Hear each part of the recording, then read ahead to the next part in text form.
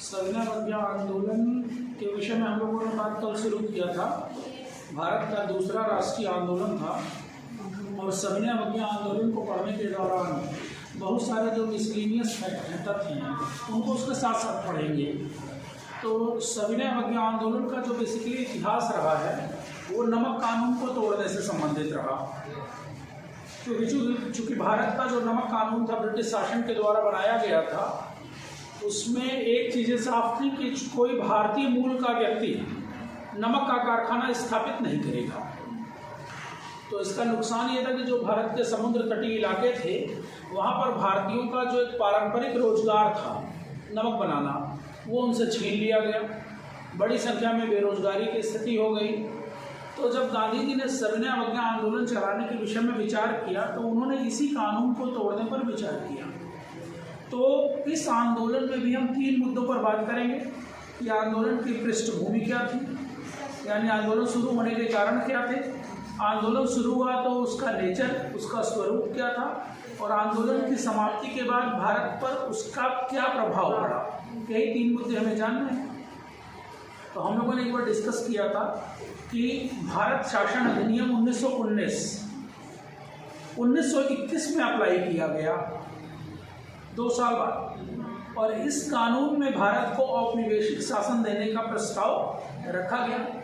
और एक और बात की गई कि इस अधिनियम के अनुरूप 1924 में संसदीय चुनाव कराए जाएंगे और भारत के पॉलिटिकल पार्टीज को उस चुनाव में शामिल होने की अनुमति मिलेगी। तो एक बड़ा प्रस्ताव था। लगभग कांग्रेस ने इस प्रस्ताव को स्वीकार कर लिया, लेकिन 1922 में भारत की जो पॉलिटिकल कंडीशंस थी वो कुछ हद तक बदल गई। असहयोग आंदोलन की वापसी के कारण गांधी जी जेल चले गए, देश में हिंदू मुस्लिम तनाव बढ़ गया, खुद कांग्रेस टूट गई, बहुत सारे डिस्टर्बेंस आए 1922 में। लेकिन 1924 में चुनाव तो होना था, क्योंकि ये घोषणाएं 1921 में हो चुकी थी। तो जब 1924 का चुनाव आया तो गांधी जी ने एक रणनीति बनाई कि कांग्रेस को उस चुनाव में शामिल नहीं किया जाएगा। तो कांग्रेस ने अपने बी टीम के रूप में स्वराज पार्टी को संसदीय चुनाव में आगे कर दिया। अब चूंकि भाई कांग्रेस का समर्थन था तो ये स्वाभाविक है कि जो मैंडेट आएगा वो स्वराज पार्टी के पक्ष में आना है, क्योंकि उस जमाने में 90% पॉपुलेशन कांग्रेस के पीछे चल रही थी। तो कांग्रेस ने स्वराज पार्टी को एक सपोर्ट दिया पॉलिटिकल, और परिणाम यह हुआ कि संसद में स्वराज पार्टी का पूर्ण बहुमत आ गया और स्वराज पार्टी ने अपने एक सीनियर लीडर विट्ठल भाई पटेल को स्पीकर बना लिया। तो असल पॉलिटिकल जो खेल शुरू हुआ वो इस चुनाव के बाद। बहुमत चूंकि स्वराज पार्टी का था, ब्रिटिश सरकार कोई भी कानून पारित करने के लिए जब संसद में लाती थी तो स्वराज पार्टी बहुमत से उसे रिजेक्ट कर देती थी। इससे भारत में एक संवैधानिक संकट खड़ा हो गया। भाई अगर कोई कानूनी कामकाज नहीं होगा, कोई नए लेजिस्लेचर पास नहीं होंगे, तो ऑब्वियस है कि एक क्राइसिस की कंडीशन आएगी। तो अंग्रेजों और स्वराज पार्टी के बीच तनाव की कंडीशन बन गई और ये चीज़ें 1924 से लेकर 1927 तक लगभग अनवरत चली। एक तरह से ब्रिटिश संसद को बिल्कुल अवरुद्ध कर दिया गया, कोई लीगल कामकाज, कोई कॉन्स्टिट्यूशनल कामकाज नहीं हो रहा था। तो इस घटना का प्रभाव ब्रिटिश पॉलिटिक्स में भी पड़ने लगा, क्योंकि भाई हम अंग्रेजों के अधीन थे, अंग्रेजों के गुलाम थे, और अंग्रेजों की जो संसद भारत में एक्टिव थी उस पर भारत के राजनीतिक दलों का प्रभाव आ चुका था। तो ये बातें ब्रिटिश पॉलिटिक्स में भी उठने लगी और ब्रिटेन में मुख्यतः 2 राजनीतिक दल एक दूसरे के पक्ष विपक्ष में थे, एक लेबर पार्टी और एक कंजर्वेटिव पार्टी। तो जिस समय ये घटनाक्रम भारत में हो रहा था उसमें ब्रिटेन की पॉलिटिक्स में कंजर्वेटिव का शासन था।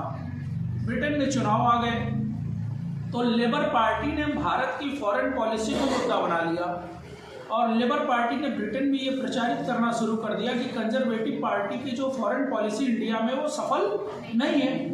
कहने को भारत ब्रिटेन का गुलाम देश है, लेकिन भारत की संसद पर हमारा कोई अधिकार, कोई सीधा प्रभाव नहीं है।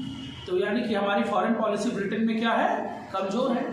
तो इस मुद्दे पर लेबर पार्टी ने कंजर्वेटिव पार्टी के खिलाफ एक नेगेटिव कैंपेनिंग शुरू कर दिया ब्रिटेन की पॉलिटिक्स में।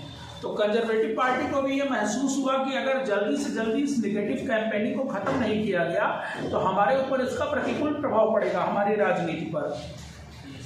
बातें आगे खींचने लगी तो कंजर्वेटिव पार्टी के नेताओं ने एक राय मशवरा किया कि भारत में जो संवैधानिक गतिरोध की कंडीशन है उसको दूर करने के लिए भारत में एक आयोग भेजा जाए, और वही आयोग आपका था साइमन आयोग।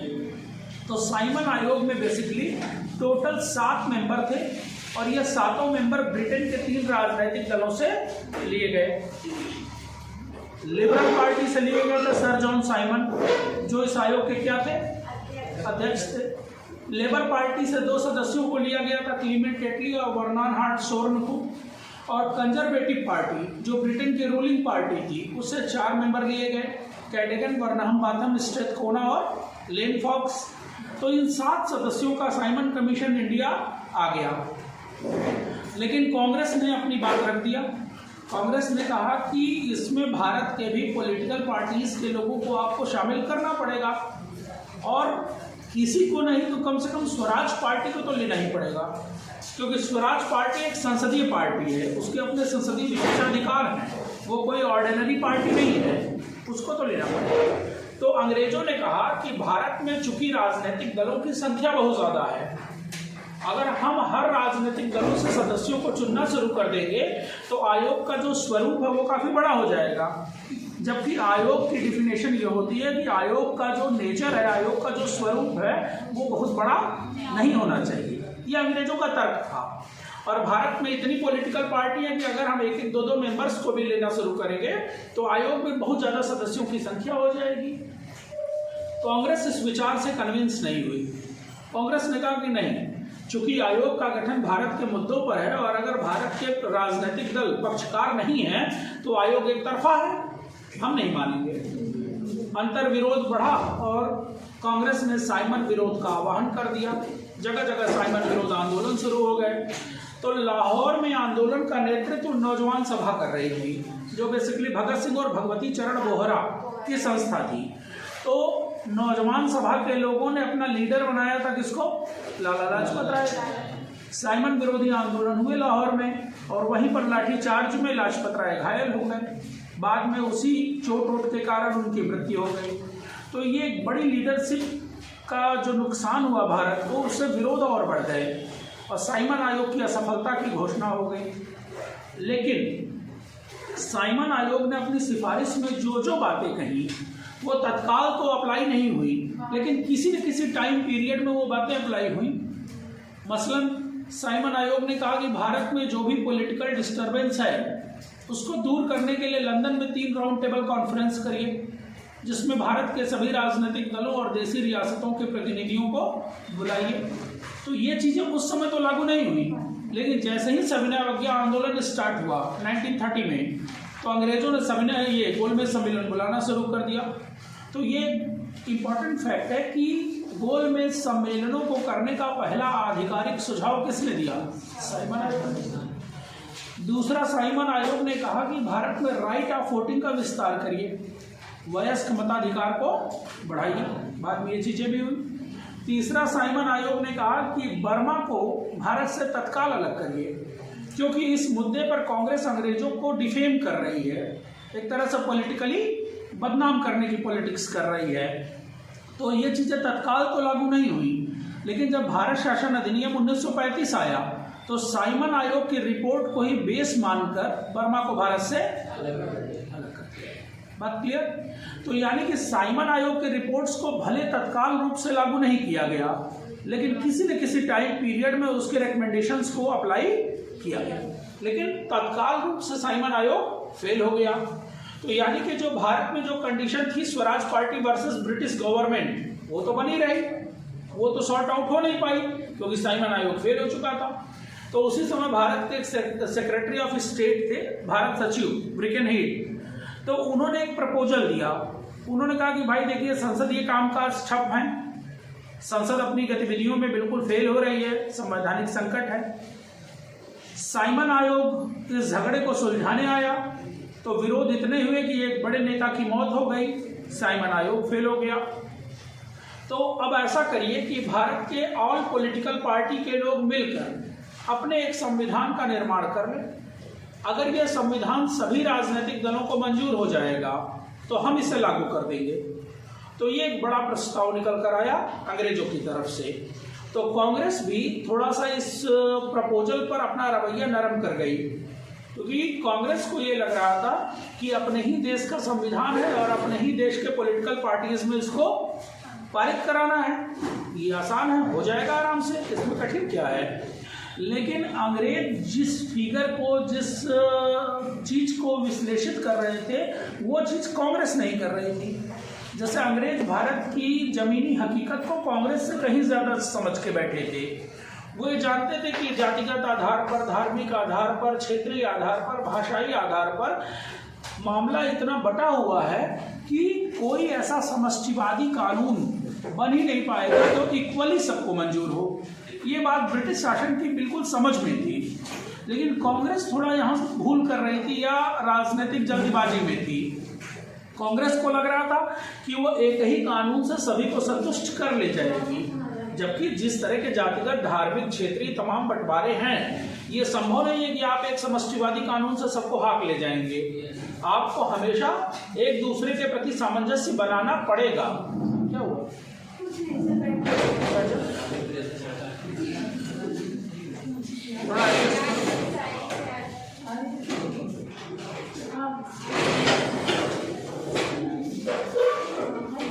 तो कांग्रेस ने ब्रिटन हीट के प्रपोजल को स्वीकार कर लिया। फिर दिल्ली में एक सर्वदलीय बैठक बुलाई गई। डॉक्टर एम ए अंसारी को उस बैठक का अध्यक्ष बनाया गया और तय ये हुआ कि एक संविधान सभा बनाई जाए। भारत के जितने पॉलिटिकल पार्टीज हैं सबसे कुछ कुछ मेंबर्स को लिया जाए। बातें डन हो गई। संविधान सभा बना और मोतीलाल नेहरू को संविधान सभा का क्या बना दिया गया? अध्यक्ष बना दिया गया। कांग्रेस की तरफ से सुभाष चंद्र बोस और सत्यमूर्ति को ले लिया गया। मुस्लिम लीग की तरफ से मोहम्मद अली जिन्ना को ले लिया गया। हिंदू महासभा की तरफ से एम.आर. जयकर आ गए। सिखों की तरफ से मंगल सिंह पूरन सिंह आ गए। दलितों की तरफ से डॉक्टर अंबेडकर, जी.डी. प्रधान आ गए। तो मतलब लिबरल पार्टी की तरफ से टी.वी. सप्रू आ गए। तो जितने भारत में एक्टिव पॉलिटिकल पार्टी थे सबसे एक एक दो मेंबर्स को ले लिया गया और संविधान का काम शुरू हो गया। तो जब संविधान सभा ने अपना संविधान का प्रारूप बना लिया तो अंग्रेजों की शर्त यह थी कि यह संविधान एक सर्वदलीय बैठक में अप्लाई होना चाहिए। तो कलकत्ता में बाबू एक सर्वदलीय बैठक बुलाई गई अगस्त 1929 में और उस बैठक की भी अध्यक्षता किया डॉक्टर एम ए अंसारी ने। तो मोतीलाल नेहरू ने अपना पूरा मसौदा कलकत्ता की सर्वदलीय बैठक में प्रस्तुत कर दिया। उस रिपोर्ट का शीर्षक उन्हीं के नाम पर पड़ा। क्या था विपिन? मोतीलाल नेहरू रिपोर्ट। तो जो रिपोर्ट आई उसका शीर्षक भी क्या रखा गया? मोतीलाल नेहरू रिपोर्ट। तो मोतीलाल नेहरू रिपोर्ट को लेकर बड़ा विवाद हुआ, क्योंकि मोतीलाल नेहरू रिपोर्ट में एक बात कही गई थी कि भारत को डोमिनियन स्टेटस दिया जाए, औपनिवेशिक राष्ट्र का दर्जा दिया जाए। तो सबसे पहला विरोध कर गए सुभाष चंद्र बोस और सत्यमूर्ति। इन लोगों ने कहा कि हमें टोटल इंडिपेंडेंस से कम कुछ मंजूर नहीं है, ये डोमिनियन स्टेटस लेकर हम क्या करेंगे। तो इन दोनों लोगों ने संविधान सभा से खुद को बाहर कर लिया और ऑल इंडिया इंडिपेंडेंट लीग की स्थापना कर दी। मुस्लिम लीग का क्या इशू था? संविधान में मुस्लिम लीग को सांप्रदायिक निर्वाचन के मुद्दे पर आश्वस्त किया गया कि आपको सांप्रदायिक निर्वाचन का अधिकार देंगे। हिंदू महासभा अड़ गई। हिंदू महासभा ने कहा कि ये तो देश की अखंडता के विरुद्ध है कि आप सांप्रदायिक आधार पर अगर अलग अलग वर्गों को बांट देंगे तो इससे देश की जो कम्युनल यूनिटी है वो खतरे में पड़ जाएगी और देश विभाजन की एक नई स्थिति पैदा होगी, तो हमें ये मंजूर नहीं। तो मोतीलाल नेहरू इस विषय पर थोड़ा सा लिबरल एटीट्यूड अपनाने लगे। तो मुस्लिम लीग अड़ गई। मुस्लिम लीग ने कहा कि भाई हमें अपने अधिकारों में किसी प्रकार की कटौती मंजूर नहीं। तो मुस्लिम लीग भी बाहर हो गई और हिंदू महासभा। सिखों ने भी यही मुद्दा उठा लिया। सिखों ने कहा कि अगर कम्युनल बेसिस पर मुसलमानों को सांप्रदायिक निर्वाचन का अधिकार आप दे रहे हैं तो फिर हमें क्यों नहीं, हमारा भी स्टेटस क्लियर करिए इस संविधान में। सिख भी थोड़ा सा डिरेल्ड होने लगे। डॉक्टर अंबेडकर ने दलितों के लिए पृथक निर्वाचन मांग लिया। उन्होंने कहा कि अगर हर वर्ग के लिए आप संविधान में कुछ प्रदत्त कर रहे हैं तो दलितों का इशू क्यों छोड़ रहे हैं। तो एक तरह से आपसी इतना विरोधाभास हुआ कि यह संविधान अप्लाई नहीं हो पाया। और उसके तुरंत बाद हम लोगों ने बात किया था कि जिस दिन संविधान सभा में हमारा संविधान लागू नहीं हो पाया बैठक में, तो अंग्रेजों ने स्वराज पार्टी के सभी संसदीय अधिकारों को फ्रिज कर दिया और यह नियम बना दिया कि अगर स्वराज पार्टी ने संसद में किसी कानून को अप्लाई होने से रोका तो भारत के वायसराय को यह अधिकार होगा कि वो सिंगल साइन से कोई कानून लागू। तो इसी समय भगत सिंह का सेंट्रल असेंबली बम कांड हुआ, क्योंकि जब ये कानून, ये नियम बन गया कि आप स्वराज पार्टी किसी कानून को लागू होने से रोक नहीं पाएगी, और अगर रोकेगी भी तो वायसराय ऑफ इंडिया को यह पावर होगा कि वो सिंगल साइन से किसी भी कानून को अप्लाई कर देंगे। तो यानी कि स्वराज पार्टी तो अब पावरलेस हो गई। और उस समय अंग्रेजों ने दो कानून बनाया, एक का नाम था पब्लिक सेफ्टी बिल और एक का नाम था ट्रेड डिस्प्यूट बिल। तो ये दोनों कानून बेसिकली मजदूर विरोधी नेचर के थे, क्योंकि इन दोनों कानूनों में हड़ताल और तालाबंदी को इलीगल किया गया। तो ये बताइए, मजदूर कभी भी अपने मुद्दों को मनवाने के लिए या अपनी मांगों को मनवाने के लिए हड़ताल का ही सहारा लेता है ना। मार तो नहीं कर रहा है, कम से कम हिंसा तो नहीं कर रहा है। जब भी वो कर रहा है प्रोटेस्ट के रूप में, अपने लीगल अधिकारों के रूप में हड़ताल कर रहा है, स्ट्राइक कर रहा है। और अगर आप उससे वो अधिकार भी छीन लेंगे तो वो अपनी बातों को कहने का दूसरा कौन सा तरीका अपनाएगा, कोई तरीका बचा। और चूंकि औपनिवेशिक शासन में तो शोषण बहुत ज्यादा था, कंप्लीटली एक तरह का पूंजीवादी फ्रेम भारत में अपना रहे थे अंग्रेज, न्यूनतम मजदूरी पर काम लिया जाता था। तो इस कंडीशन में अगर मजदूरों को अपने अधिकारों का कोई हनन दिखेगा तो हड़ताल का ही सहारा लेंगे ना, और क्या तरीका था। तो पब्लिक सेफ्टी बिल और ट्रेड डिस्प्यूट बिल, इन दोनों कानूनों में ये कहा गया था कि हड़ताल और तालाबंदी हर सूरत में इलीगल होगा और मजदूरों को इसे करने का कोई अधिकार नहीं होगा। स्वराज पार्टी ने कानून का विरोध किया, लेकिन मसला ये था कि स्वराज पार्टी अब उस कानून को अगर पारित होने से रोकती तो जो भारत के वायसराय हैं उनको ये अधिकार था कि वो अकेले ही उस कानून को अप्लाई कर देते। तो भारत के क्रांतिकारियों ने एक योजना बनाई कि जिस समय ये बिल संसद में लाया जाए उसी समय बम फेंका जाए। तो HSRA उनकी एक संस्था थी, हिंदुस्तान सोशलिस्ट रिपब्लिकन एसोसिएशन। उस संस्था ने एक प्लानिंग कर लिया, एक रोड मैप बना लिया कि हम संसद में एक विरोध स्वरूप एक बम फेंकेंगे, जिसका मकसद ये होगा कि ब्रिटिश शासन को ये जताया दिया जाए कि हम आप तक पहुंच रखते हैं, लेकिन हमारा उद्देश्य हिंसा नहीं है, हमारा उद्देश्य बहरे ब्रिटिश शासन को अपनी बातें सुनाना है। तो भगत सिंह और बटुकेश्वर दत्त, इन दो लोगों ने योजना बनाकर जब ये कानून संसद में लाया जा रहा था, स्वराज पार्टी कुछ करने की स्थिति में नहीं थी, तो उसी समय ये बम कांड हो गया, गिरफ्तार हुए, उसी में जेल हो गए। तो कहने का मतलब है कि जब स्वराज पार्टी पावरलेस हुई तो अंग्रेजों के दमनकारी कानूनों की पूरी बौछार हो गई। अब तो उनको कोई रोकने वाला नहीं था। 3-4 साल से वो एकदम हताश हुए पड़े थे, कोई मनमाफिक कानून नहीं अब लागू कर पा रहे थे। तो जब स्वराज पार्टी पावरलेस हुई तो अंग्रेजों ने ताबड़तोड़ तमाम ऐसे कानून लागू कर दिए जो कि उनके इंटरेस्ट में और भारत की आम जनता, किसान, मजदूर के इंटरेस्ट में नहीं थी। तब कांग्रेस को लगा कि कोई आंदोलन अब करना चाहिए, उसके बिना काम नहीं चलेगा। तो वही गांधी जी ने योजना बनाई, क्या, नमक कानून को ब्रेक करने की। और नमक कानून को ब्रेक करने के लिए उन्होंने पूरा एक रोड मैप बनाया कि एक लंबी पदयात्रा की जाए, दांडी पदयात्रा, लगभग 241 मील लंबी पदयात्रा गई। और उस पदयात्रा के द्वारा एक बड़े जनसमूह को कलेक्ट करके नमक बनाकर ये मैसेज दे दिया जाए कि अब भारत की जनता ब्रिटिश कानूनों को मानने के लिए तैयार नहीं। तो ये पृष्ठभूमि समझ में आई। पहले इतना करिए, आगे की बात फिर आगे करेंगे, ठीक है ना, वरना बहुत लंबा हो जाएगा, सब एकदम पंचमेल हो जाएगा। तो पहले इतना कर दीजिए। चलिए हेडिंग डालिए अपना, सविनय अवज्ञा आंदोलन। चलिए फर्स्ट पॉइंट से शुरू करिए। भारत शासन अधिनियम 1919 को, भारत शासन अधिनियम 1919 को, भारत शासन अधिनियम 1919 को 1921 में लागू किया गया।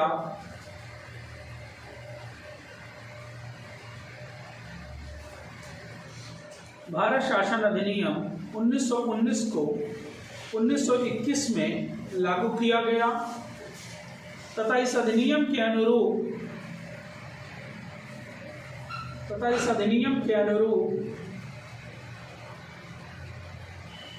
अधिनियम के 1924 में इस अधिनियम के अनुरूप 1924 में संसदीय चुनाव कराए गए।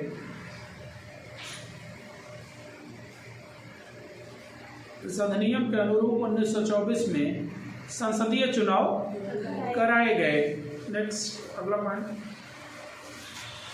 1924 के चुनाव में 1924 के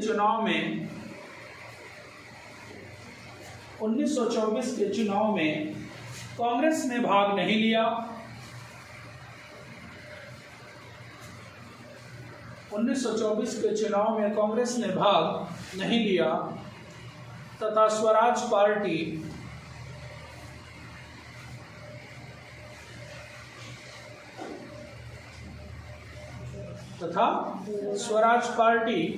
पूर्ण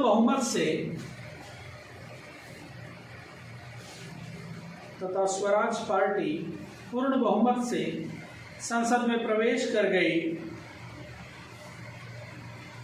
स्वराज पार्टी पूर्ण बहुमत से संसद में प्रवेश कर गई और विट्ठल भाई पटेल को, ये नाम सुना होगा, और विट्ठल भाई पटेल को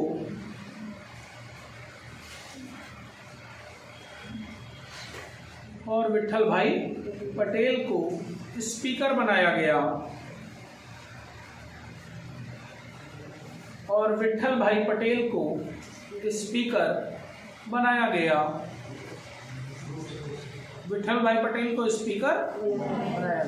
नेक्स्ट, स्वराज पार्टी ने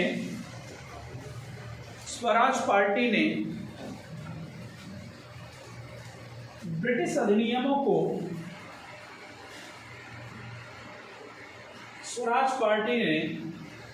अधिनियमों को पारित होने से रोक दिया।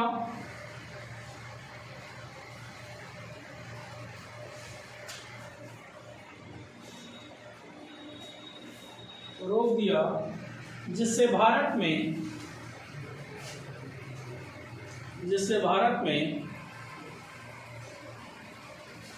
संवैधानिक संकट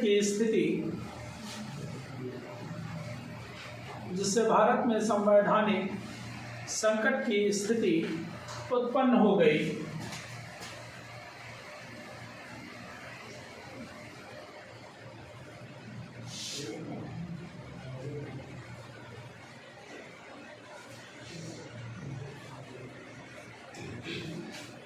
जिससे भारत में संवैधानिक संकट की स्थिति उत्पन्न हो गई। नेक्स्ट अगला पढ़िए, ब्रिटेन की सत्ताधारी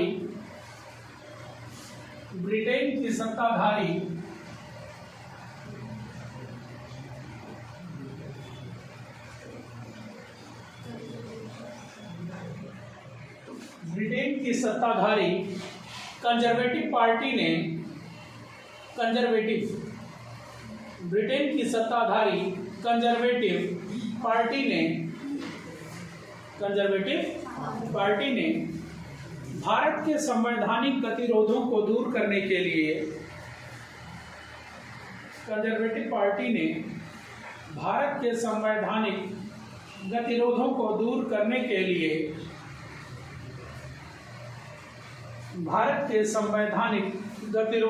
ने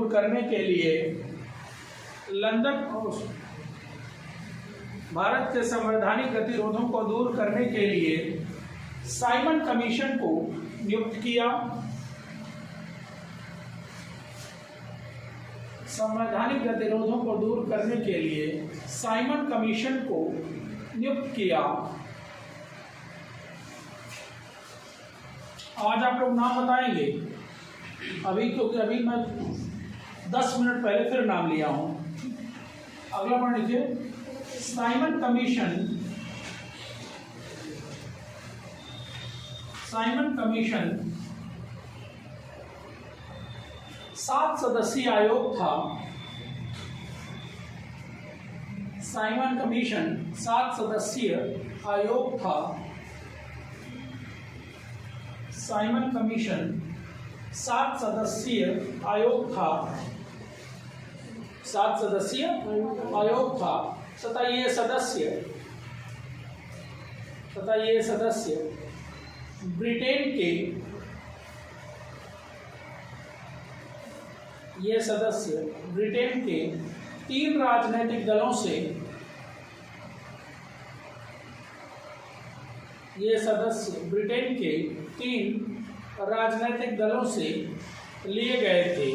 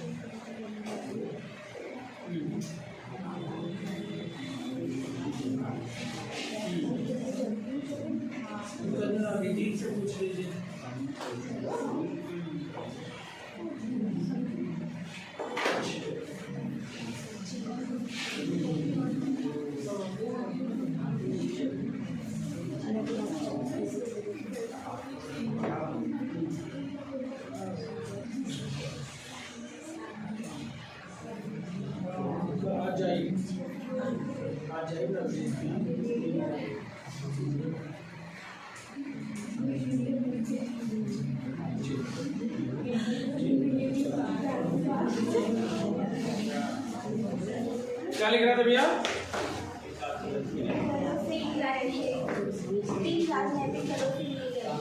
हाँ, ये 7 मेंबर 3 राजनीतिक दलों से लिए गए थे। 3 राजनीतिक दल में कौन कौन? एक तो लिबरल पार्टी। लिबरल पार्टी से किसको लिया गया था? Sir John Simon. ये आयोग के क्या थे? अध्यक्ष थे। दूसरा राजनीतिक दल था आपका लेबर पार्टी, और लेबर पार्टी से 2 मेंबर लिए गए थे, क्लीमेंट एटली और वर्नन हार्टसोल। और तीसरा राजनीतिक दल कौन था? कंजर्वेटिव पार्टी, जो कि ब्रिटेन की रूलिंग पार्टी थी, सत्ताधारी पार्टी थी। और कंजर्वेटिव पार्टी से 4 मेंबर्स लिए गए थे, कैडेगन, वर्नहम,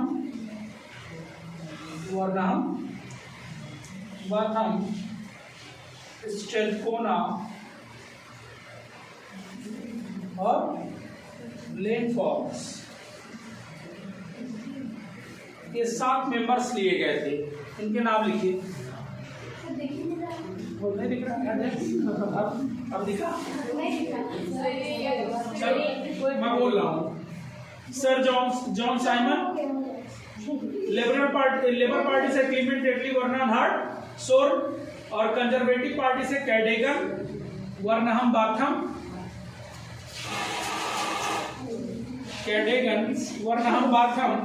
स्टेल्कोना और Lane Fox. Cadogan, Vernham Batham, Stelcona और लेन फॉक्स।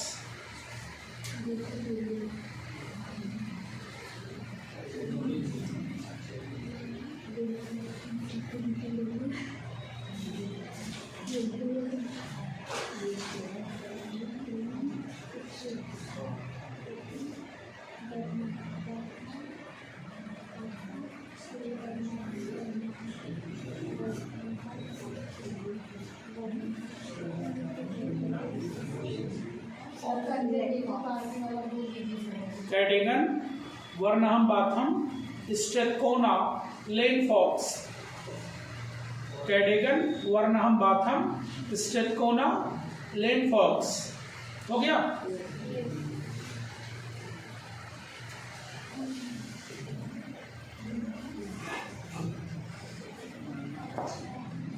पीछे सबका हो गया।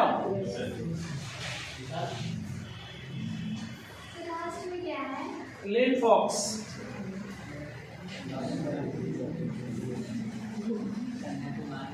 हो गया बेटा, आगे सबका। नेक्स्ट अगले पॉइंट में आइए। कांग्रेस ने, अगले पॉइंट में आइए। कांग्रेस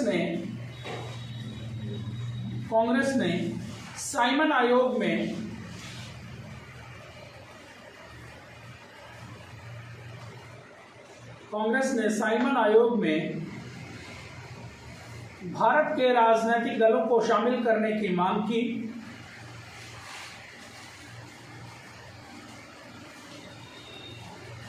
कांग्रेस ने साइमन आयोग में भारत के राजनीतिक दलों को शामिल करने की मांग की। भारत के राजनीतिक दलों को शामिल करने की मांग की, परंतु ब्रिटिश सरकार ने इनकार कर दिया।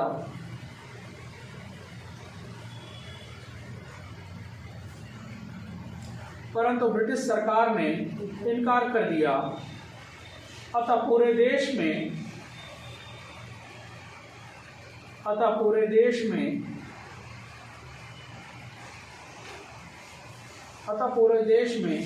साइमन विरोधी आंदोलन शुरू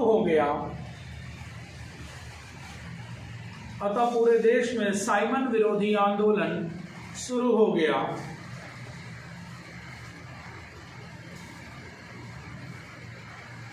नेक्स्ट अगला पॉइंट। लाहौर में, अगला पॉइंट लिखिएगा। लाहौर में लाला लाजपत राय के नेतृत्व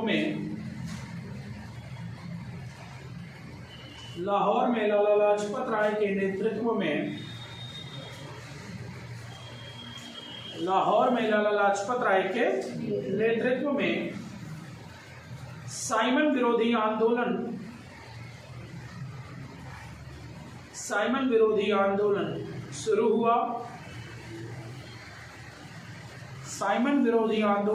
शुरू हुआ। जिसमें घायल होने के कारण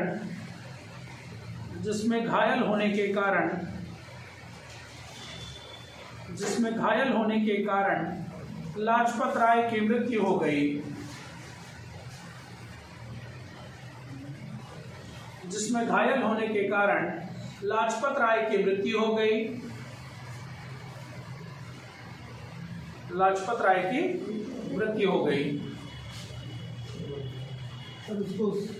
हमारे यूट्यूब चैनल में आपने भेजा, उसके वो आपका मैसेज मिला।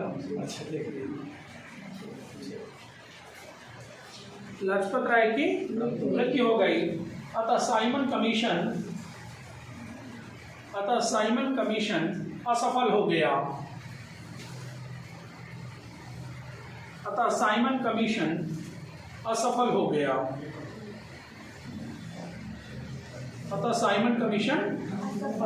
गया। नेक्स्ट अगला पॉइंट भैया। साइमन कमीशन की प्रमुख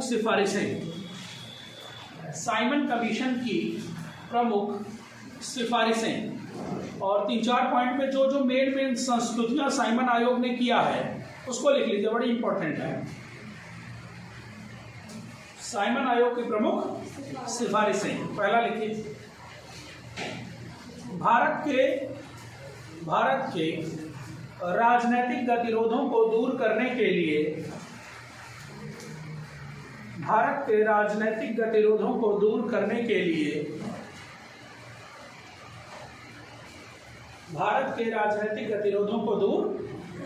लिए लंदन में 3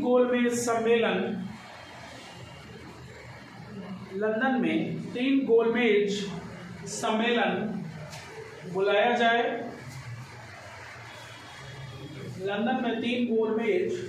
सम्मेलन बुलाया जाए जिसमें भारत के सभी राजनीतिक दलों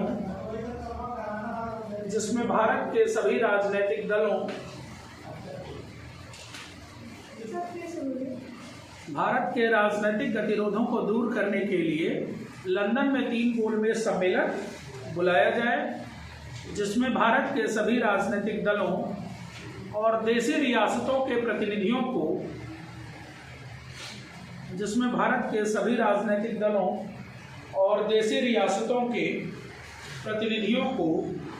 आमंत्रित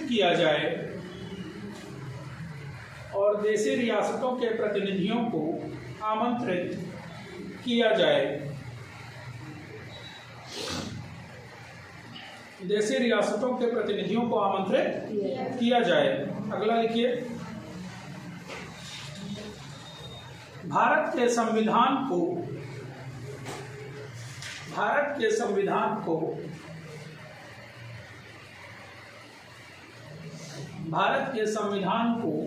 विकासात्मक बनाया जाए।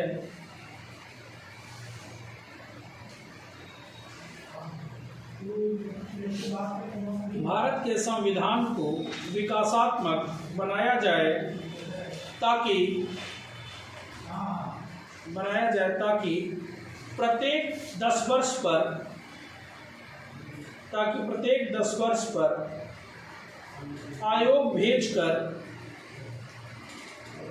प्रत्येक 10 वर्ष पर आयोग भेजकर इसकी समीक्षा न करनी पड़े।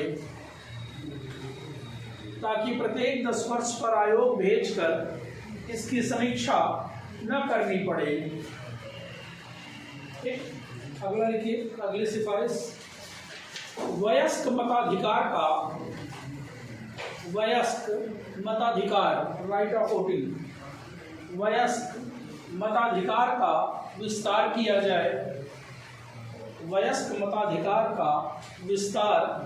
किया जाए। अगली सिफारिश देखिए, बर्मा को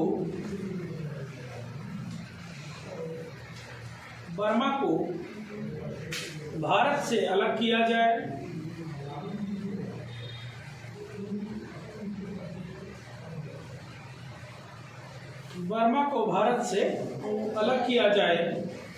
क्योंकि इस मुद्दे पर कांग्रेस अंग्रेजों को बदनाम कर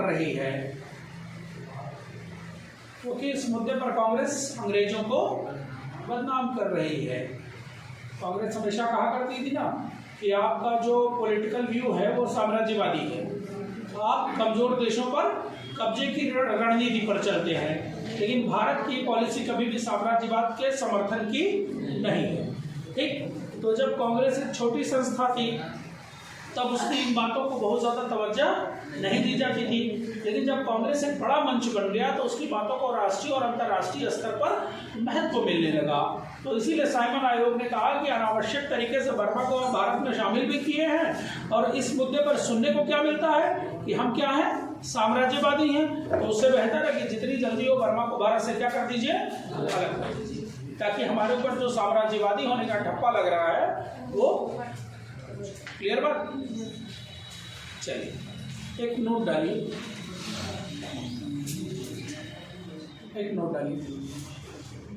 साइमन आयोग की असफलता के बाद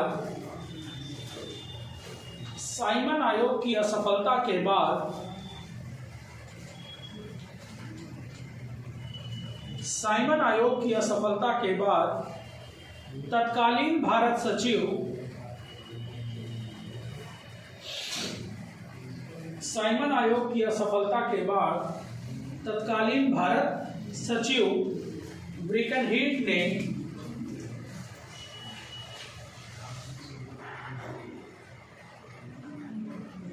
भारत सचिव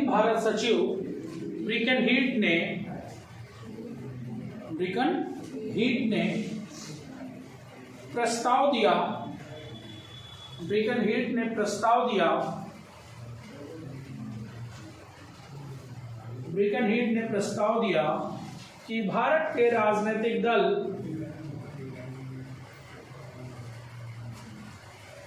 भारत के राजनीतिक दल अपने संविधान का निर्माण करें। भारत के राजनीतिक दल देश के संविधान का निर्माण करें। देश के संविधान का निर्माण करें और यदि ये संविधान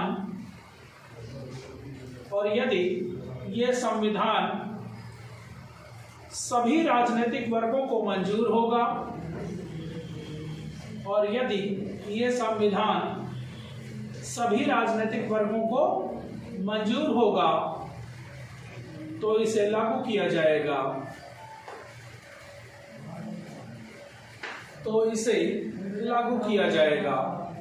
तो इतिहास में ये देखिए थोड़ा माना भी जाता है कि कांग्रेस अति उत्साह का शिकार हो गई। जैसा नहीं होता कि कभी कभी आपको कुछ बड़ा प्रस्ताव अगर अचानक से मिल जाए तो आप उसकी क्वालिटी को जल्दी चेक नहीं करेंगे कि ये क्या नफा क्या नुकसान दे सकता है। आप एक आनंद फानंद की स्थिति में आ जाते हैं कि अरे यार बहुत बड़ा प्रस्ताव मिला और अगर देर करेंगे तो हो सकता है हाथ से निकल जाए, तो आप उसके नफा नुकसान का आकलन किए बिना ही आप उसको हड़बड़ी में क्या करते हैं, स्वीकार कर लेते हैं। तो वही कंडीशन यहाँ पर कांग्रेस को हुई। एक बड़ा प्रपोजल आया कि देश का संविधान भारत के राजनीतिक दल ही बना लें और आपस में मिलकर उसे अगर लागू कर लेंगे, किसी ने विरोध नहीं किया तो हम उसे लागू कर देंगे। तो एक बड़ा प्रस्ताव था और कांग्रेस थोड़ा सा स्ट्रेटजिक या आप कह सकते हैं रणनीतिक मामलों में विफल हो गई, क्योंकि कांग्रेस को इस बात को गौर करना चाहिए था कि भारत की जो विविधता है वो अलग अलग कई स्तरों पर है। धार्मिक स्तर पर है, जातिगत स्तर पर है, सांस्कृतिक स्तर पर है, क्षेत्रीय स्तर पर है, भाषाई स्तर पर है, तमाम विविधता वाला देश है ये। और संभवतः पूरी दुनिया में इतनी डाइवर्सिटी और शायद किसी भी देश में न हो जितना कि भारत में। तो ऑब्वियस है कि अगर आपको ऐसे विविधतापूर्ण देश में अगर कोई संविधान बनाना है तो सभी वर्गों के हितों को संपोषित करना होगा। अगर आप चाहेंगे कि एक ही लाठी से सबको हाँक लें तो ये संभव नहीं है। आपको सभी की मूल भावनाओं को संविधान में शामिल करना होगा, वरना जो अनिच्छाएं पैदा होने की स्थिति है उसको आप रोक नहीं पाएंगे। तो यही हुआ और एक सर्वदलीय बैठक दिल्ली में कॉल की गई। जब ये ब्रिकन हिट का प्रस्ताव आ गया तो एक सर्वदलीय बैठक दिल्ली में हुई और उस बैठक की अध्यक्षता किया डॉक्टर एम ए अंसारी ने। और उस बैठक में यह तय किया गया कि सारे पॉलिटिकल पार्टी के लोग मिलकर अपने देश का संविधान तय हो गया। संविधान सभा बन गई, मोतीलाल नेहरू उसके अध्यक्ष बन गए। भारत के जितने एक्टिव पॉलिटिकल पार्टीज थे उनसे एक दो मेंबरों को ले लिया गया और संविधान सभा ने जो अपना मसौदा पेश किया अगस्त 1929 में, तो उसके लिए कलकत्ता में एक सर्वदलीय बैठक हुई। एम ए अंसारी ने पुनः अध्यक्षता की। लेकिन वही बात, इंटरेस्ट का इशू, हर वर्ग ने अपने इंटरेस्ट को अपने चश्मे से देखा। जैसे मुस्लिम लीग ने कहा कि सांप्रदायिक निर्वाचन मिल रहा है, ठीक, लेकिन हिंदू महासभा ने कहा कि अगर ये सांप्रदायिक निर्वाचन का अधिकार इनको मिलेगा तो उससे देश की अखंडता नहीं रहेगी, देश विखंडित हो जाएगा। तो हम एक ही देश में कम्युनल आधार पर अलग अलग अधिकारों के पक्ष में नहीं है। हिंदू महासभा अपने इंटरेस्ट पर अड़ गई, मुस्लिम लीग अपने इंटरेस्ट पर अड़ गया। सिखों ने फिर अपने इंटरेस्ट को आगे बढ़ा दिया, डॉक्टर अंबेडकर ने दलितों के इंटरेस्ट को आगे बढ़ा दिया। मतलब एक तरह से कहीं ना कहीं नेशनल इंटरेस्ट पर सेल्फ इंटरेस्ट हावी होता गया। और अंग्रेजों ने जो एक पिक्चर अपने दिमाग में खींच के बैठी थी वो बिल्कुल एग्जैक्ट थी। अंग्रेज जानते थे कि इतना अंतर विरोध, इतना विरोधाभास हो जाएगा इस संविधान को लागू करने में कि ये संविधान लागू नहीं हो पाएगा। आज भी आप देखिए, जो भारत का संविधान है उसको समष्टिवादी बनाने के लिए हर वर्ग के लिए अलग अलग प्रावधान है कि नहीं। अगर आप क्रिमिनल मामलों को छोड़ दीजिए, आपराधिक मामलों को छोड़ दीजिए, आईपीसी सीआरपीसी को छोड़ दीजिए, तो बहुत सारे मामलों में वर्ग विशेष को विशेष प्रावधान है। आज भी अल्पसंख्यक वर्गों को अलग अलग प्रावधान है कि नहीं संविधान में। हिंदू मामला, जो हिंदू वर्ग का मामला है, लगभग सारे मामले संविधान के द्वारा डिसाइड है। इवन कि आपके शादी विवाह और प्रॉपर्टी का जो बंटवारा है वह भी संविधान के दायरे में आता है। लेकिन अगर बात करिए मुस्लिम वर्ग की, तो क्रिमिनल ऑफेंसेस के अलावा अधिकांश मामले उनके शरीयत बोर्ड के द्वारा डिसाइड होता है। प्रॉपर्टी संबंधित मामला, विवाह संबंधी मामला, विवाह की स्टेबिलिटी का मामला, तो हिंदू लॉ अलग, क्योंकि चूंकि हिंदू मेजॉरिटी में रहा तो उनको एक निश्चित संविधान के अंतर्गत लाया गया, लेकिन अल्पसंख्यक वर्गों को समायोजित करने की नीति जो अपनाई गई तो उनके लिए संविधान में विशेष प्रावधान करने पड़े, क्योंकि संविधान निर्माताओं को ये पता था कि अगर आप विशेष प्रावधान नहीं करेंगे तो एक अलगाववाद की परिस्थितियां पैदा होंगी। तो संविधान का जो स्वरूप है उसको समष्टिवादी बनाने के लिए जब आपके देश में तमाम विविधताएं हैं तो उन विविधताओं के अकॉर्डिंग ही आपको संविधान बनाना पड़ेगा। या तो फिर डेमोक्रेटिक सिस्टम हटाइए, अगर लोकतंत्र है तो सबकी इच्छाओं की परवाह आपको करनी पड़ेगी, अगर नहीं करनी है तो फिर चाइना का सिस्टम अप्लाई कर दीजिए, वहाँ किसी की कोई इच्छा नहीं है, वहाँ राज्य की इच्छा सर्वोपरि है, राज्य जो चाहेगा वो होगा। लेकिन चूंकि भाई भारत तो एक बड़ा लोकतांत्रिक प्रणाली का देश है ना, तो इसीलिए यहाँ का संविधान हमेशा कैसा रहेगा, समष्टिवादी रहेगा, यानी कि हर वर्ग की इच्छाओं को समेटना पड़ेगा आपको। आप ये चाहेंगे कि एकदम एक चाबुक लेकर सबको चला लें, ये संभव नहीं। ठीक, तो ये संविधान फेल हो गया और इस संविधान के फेल होने के जस्ट बात की जो बात थी वो हम लोगों ने किया ही कि स्वराज पार्टी को क्या कर दिया गया, पावरलेस। आगे बढ़िए, क्या लिख रहे थे?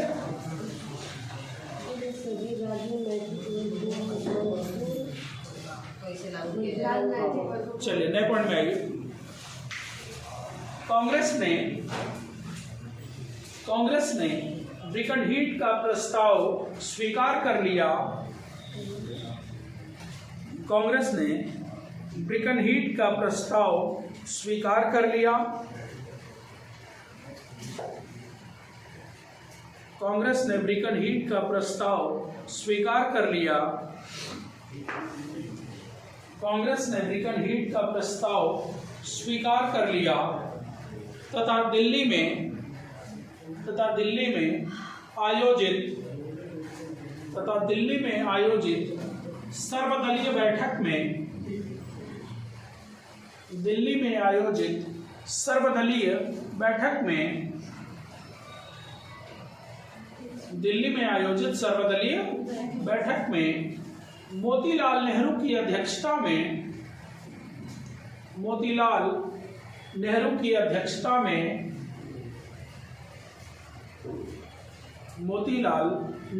अध्यक्षता में संविधान सभा का गठन किया गया। मोतीलाल नेहरू की अध्यक्षता में संविधान सभा का गठन किया गया। नेक्स्ट, अगला पॉइंट। संविधान सभा में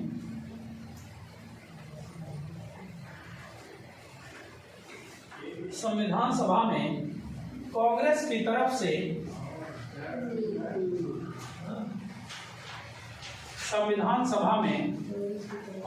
तरफ से सुभाष चंद्र बोस,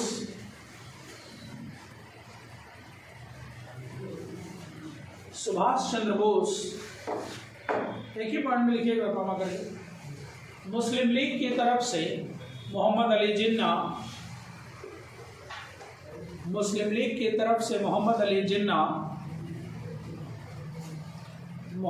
जिन्ना, हिंदू महासभा की तरफ से एम.आर. जयकर, हिंदू महासभा की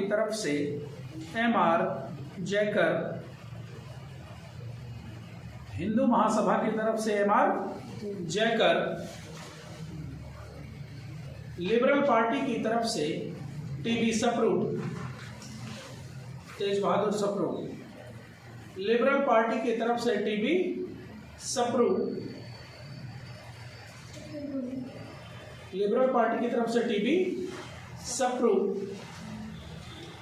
दलितों की तरफ से डॉक्टर अंबेडकर,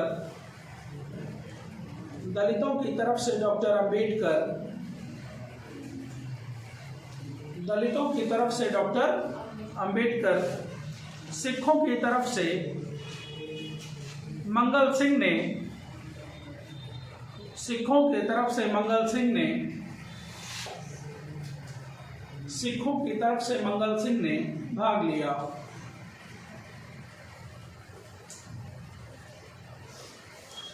सिखों की तरफ से मंगल सिंह ने नेक्स्ट संविधान सभा ने अगस्त 1929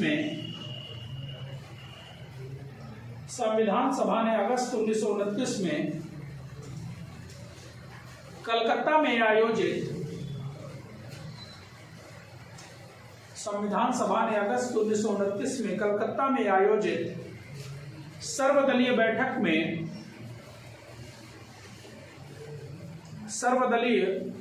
में अपनी रिपोर्ट प्रस्तुत किया।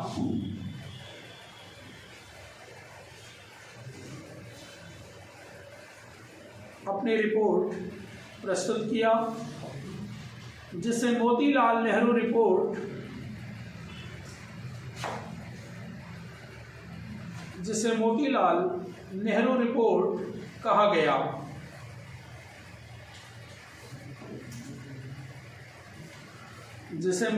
नेहरू रिपोर्ट कहा गया। सुनो बेटा।